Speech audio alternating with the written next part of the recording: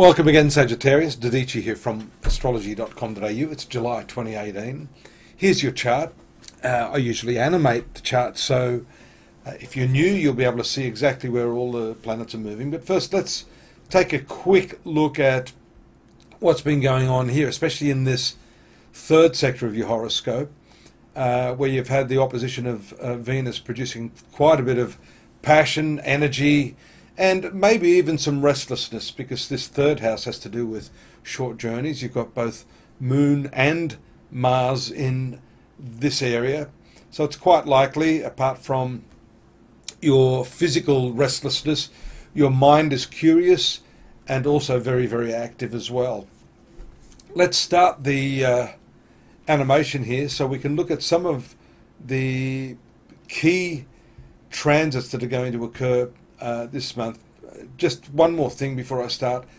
This transit of Uranus into this sixth house, we've been alluding to this as being a very significant shift, and moving into this sixth sector, which relates to your working life. It relates to the locality that you work. It relates to the way you manage your debts. It has to do with your health as well. And this particular planet relates to this third house by being the ruler of the third house, Aquarius.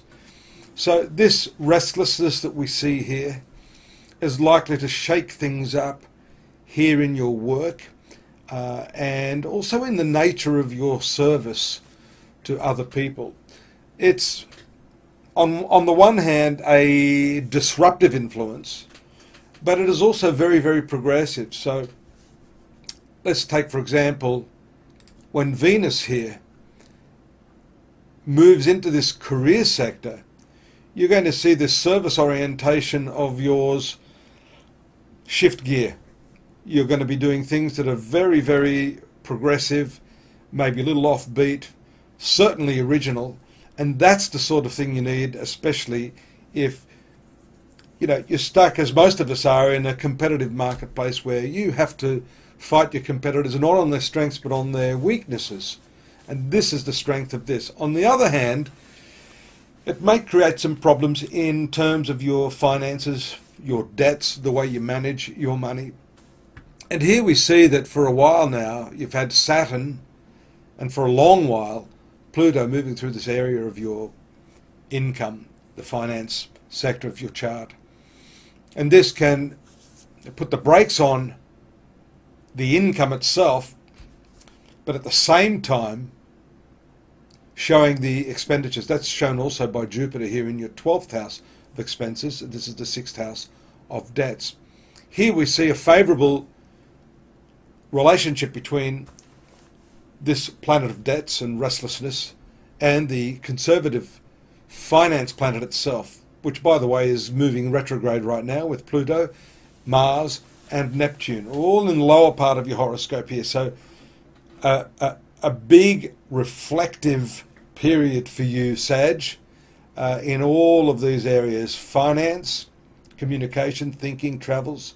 And here Neptune and the Moon around the 5th, impacting your domestic circumstances. Not badly, I might say, because you see the grand trine here, this lovely triangular energy really fortifies and gives a certain ease about the way you are doing things. And let's not forget also that this 4-8-12 trine is a very spiritual element of your life. So these parts of your life could also be triggered right now. Moon moves through the 5th house around the 6th and 7th. It triggers this Uranus component that I've just talked about on the 8th and the 9th. You could be emotionally a little exhausted from work.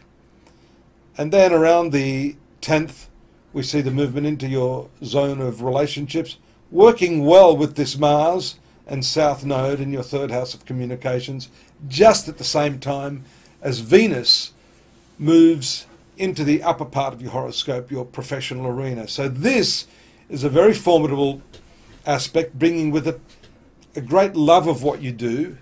And again, Virgo for you is the sign of service. It augments what we're seeing here, especially there around the 16th. Do you see this lovely triangular aspect to Uranus? That's where you can actually use all of these new methodologies, quirky components that you're putting together, your imagination, to make this professional aspect of your life as successful as possible. Now, I've missed one little aspect there, which is a very important one, and that is the new moon that occurs around the 13th here in your 8th house. This is shared resources and money. It's also got to do with aspects of intimacy, because it is related to this 7th house. So if you're married or in a deeply committed relationship, this is nice because it indicates a chance for you to deepen your love and to really focus on the true nature of getting close to another person. In other words, sharing those deeper parts of your feelings and directing your energies in a way that serve each other best.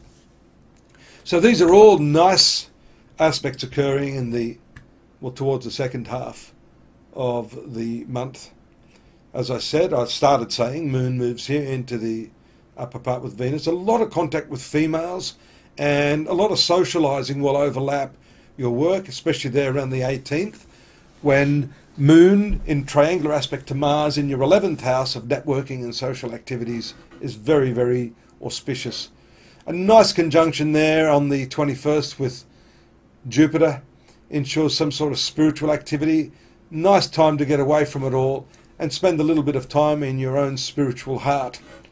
The moon moving through the first house here makes you somewhat emotional, and that can give way to a bit of a down period here and a bit of concern or worry over your finances around the 25th, when this same moon moves into the conjunction of Saturn, then Pluto. A bit of obsession there. Be careful that you don't allow your desires to cloud your rational decision-making process. Notice how the moon comes back to the 3rd house, which is where it started at the first part of the month.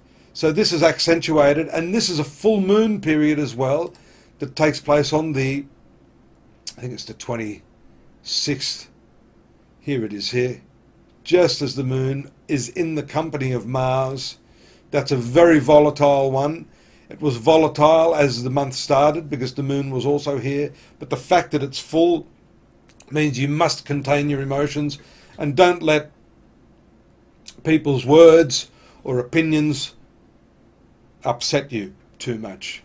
In the last couple of days of the month, there's every likelihood of being connected to family affairs by the moon moving through this 4th house, and a very idealistic time by it finishing the month off in the company of Neptune.